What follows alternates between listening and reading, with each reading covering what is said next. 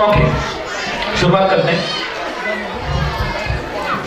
आपकी जिंदगी में कोई भी बुरा वक्त आ जाए क्या करना चाहिए? और ये टॉप मैं पेरेंट्स को ज्यादा दे रहा हूं, बच्चों को कम, लेकिन फिर भी मुझे पता है बच्चे इसमें ज्यादा समझेंगे। ओके, आपकी जिंदगी में कोई बुरा वक्त आ जाए, घर में किसी का एक्सीडेंट हो जाए, कोई बहुत बड़ा पैसों का लॉस हो जाए, व्यापार में हानि हो जाए, किसी की जॉब चली जाए, क्या कहना चाहिए? क्या कहते हैं? जब इस तरह की कोई भी चैलेंज होता है तो सबसे पहले हम लोग दुखी हो जाते हैं, हमारे चेहरे की हंसी चली जाती है, हम मायूस हो जाते हैं और हमें लगता है भगवान मेरे साथ ऐसा क्यों हुआ, भगवान ऐसी प्रॉब्लम मुझे क्यों दी।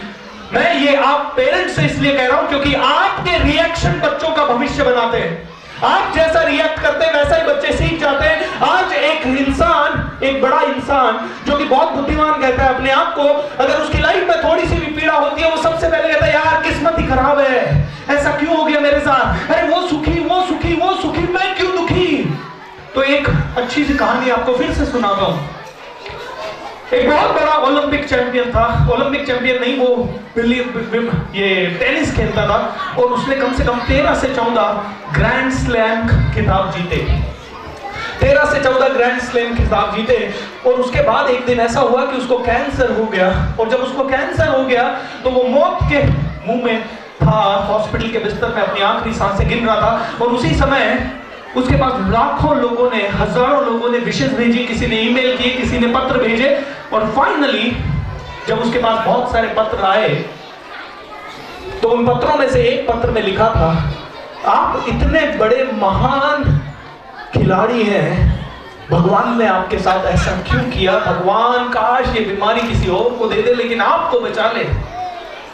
तो इस इंसान ने जो मौत के आखिरी स्टेज पे था, इसने पत्र निकाला, इसने पत्र पढ़ा और पत्र पढ़ने के बाद इस पत्र का एक सुंदर सा जवाब लिखा।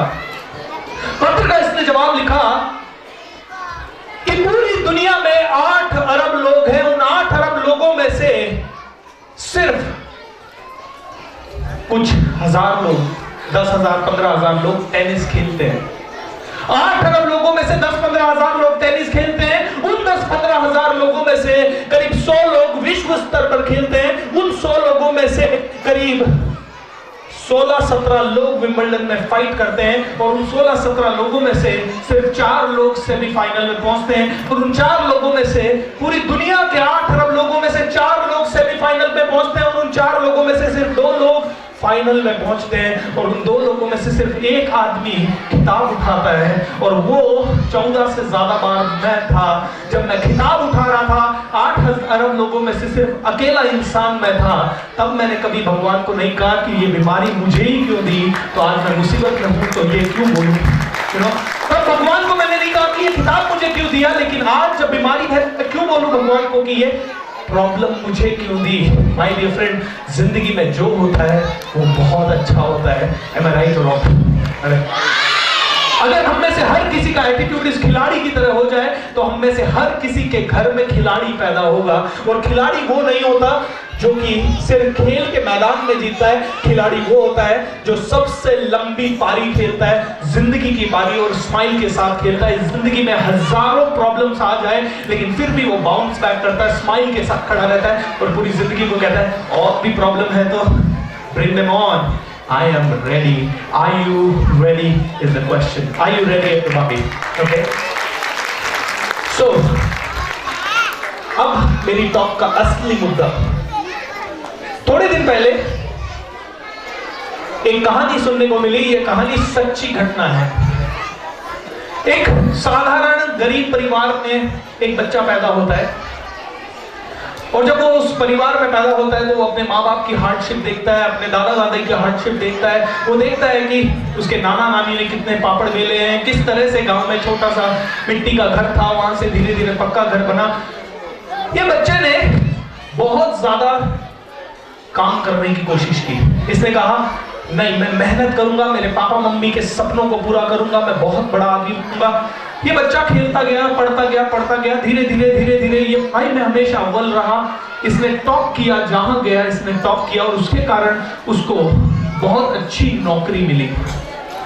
हिंदुस्तान में बहुत अच्छी प्राइवेट नौकरी यानी 20-25 लाख रुपए साल की नौकरी उस समय उसको मिली जब बाकी लोगों को शायद 2-3 लाख या 1 लाख रुपए से भी कम साल का मिलता था। इसे 25 लाख की नौकरी मिली क्योंकि ये गोल्ड मेडलिस्ट था, यूनिवर्सिटी टॉपर था। इसने सीख लिया था अपनी जिंदगी में नंबर 1 बनना। अब ये इंसान जब अपनी जिंदगी में आगे बढ़ रहा था तो धीरे धीरे इसकी नौकरी लग गई अमेरिका की एक बहुत बड़ी कंपनी में, और इसको 25 लाख नहीं, अभी इसको 25 करोड़ के बराबर का पैसा मिलने लगा। 25 करोड़ इसको मिलने लगा। ये इंसान अपनी जिंदगी अच्छे से बिता रहा था। ऐसे करते करते उसने अमेरिका में हिंदुस्तानी एक लड़की से शादी कर ली और वो दोनों की सैलरी मिला के और भी ज्यादा हो गई। बहुत खुश रहने लगे, बहुत इंजॉय करने लगे। फिर 2 छोटे छोटे बच्चे हो गए, वो बच्चे भी धीरे धीरे बढ़ने लगे। ऐसे करते करते बच्चे भी 11-12 साल के हो गए। जिंदगी अच्छी चल रही थी, माँ बाप की जिंदगी अच्छी चल रही थी। लेकिन अचानक ऐसा हुआ कि अमेरिका में रिसेशन आ गया। रिसेशन आ गया तो सबसे पहले जब रिसेशन होता है तो सबसे पहले उन लोगों की जॉब जाती है जो कंपनी में सबसे ज्यादा सैलरी ले रहे होते हैं या सबसे ज्यादा नाकामयाब लोग होते हैं। तो इसकी नौकरी चली गई। और दूसरी चीज, इतनी महंगी सैलरी उठाने वाले को आसानी से दूसरी कंपनी भी नौकरी नहीं देती। इसको नौकरी नहीं मिली, इसकी वाइफ को नौकरी नहीं मिली। 3 महीने निकल गए, 6 महीने निकल गए, 1 साल निकल गया, 1.5 साल निकल गया, 2 साल निकल गए। 2 साल के बाद एक खबर आती है कि पूरे परिवार ने एक साथ खुदकुशी कर ली। पूरे परिवार ने एक साथ खुदकुशी कर ली। जब इस पूरी घटना का विश्लेषण हुआ तो पाया गया कि इस बच्चे को बचपन से माँ बाप ने या समाज ने या टीचर्स ने कहा था, तू देख जीत, तू देख जीत, तू जीत को कैसे हैंडल, जीतने में तू कैसे खुश हो, ये तो सबने सिखाया। लेकिन हार को कैसे हैंडल करे, मायूसी को कैसे हैंडल करे, ऐसा किसी ने नहीं सिखाया। मैं दोस्तों कहता हूं कि प्रॉब्लम हमारे समाज का आज का ये है कि हम हर बच्चे को कहते हैं उसके जैसा बन, उसके जैसा बन, उसके जैसा बन, वैसा बन। वो बच्चा उसको देखता रहता है, वो बच्चा उसको देखता रहता है, वो आगे बढ़ता रहता है, बच्चा उसको देखता रहता है। माय डियर फ्रेंड्स, आज के बाद बच्चे को ये मत सिखाइए उसके जैसा बन।